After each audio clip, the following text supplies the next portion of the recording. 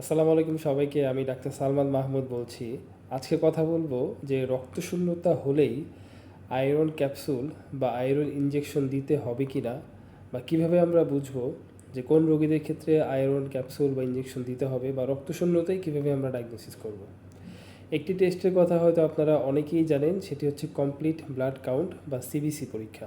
এই সিবিসি পরীক্ষার মাধ্যমেই মূলত একজন রোগীর রক্ত স্বল্পতা আছে কিনা বা রক্তশূন্যতা আছে কিনা সেটি আমরা ডায়াগনোসিস করে থাকি।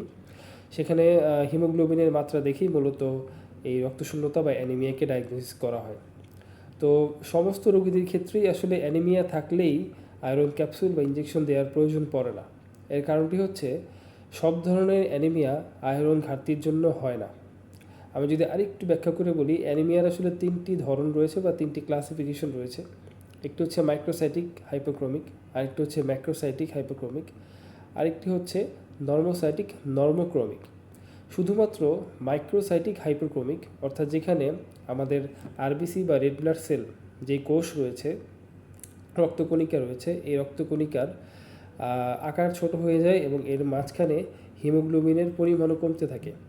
এই অবস্থাটা যখন হয় সেটাকে বলা হয় মাইক্রোসাইটিক হাইপোক্রোমিক।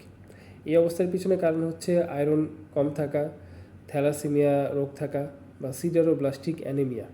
এই তিনটি কারণে মাইক্রোসাইটিক হাইপোক্রোমিক অ্যানিমিয়াটি হয়ে থাকে।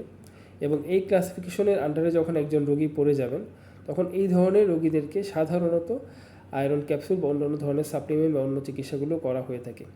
কিন্তু বাকি যেই দুইটি ক্লাসিফিকেশন রয়েছে, সেখানে হচ্ছে আয়রনের ঘাটতির জন্য অ্যানিমিয়া হচ্ছে বিষয়টি সেরকম না। এখানে অনেকগুলো ফ্যাক্টর এবং মেকানিজম কাজ করে থাকে। কিছু কিছু ক্ষেত্রে অর্গান ডিসফাংশন হয়ে থাকে। সেই সমস্ত কারণে শরীরে রক্তশূন্যতা তৈরি হয়ে থাকে।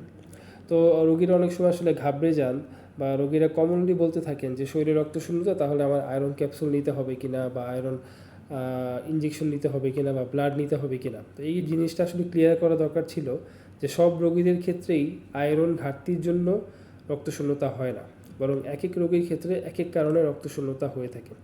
তো আপনি যখন রক্তশূন্যতাতে ভুগবেন বা এই ফিচার্সগুলো আপনার মধ্যে থাকবে, যেমন দুর্বল লাগা, ক্লান্ত লাগা, বা একটু কাজ করলে হাঁপিয়ে ওঠা, আপনি আপনার চিকিৎসকের পরামর্শ নেবেন এবং চিকিৎসক আপনাকে নির্ধারণ করবেন যে আপনার আসলে কোন ধরনের ট্রিটমেন্ট প্রোটোকল বা কোন ধরনের চিকিৎসার মধ্যে যাওয়া উচিত। তো ধন্যবাদ সবাইকে। আসসালামু আলাইকুম।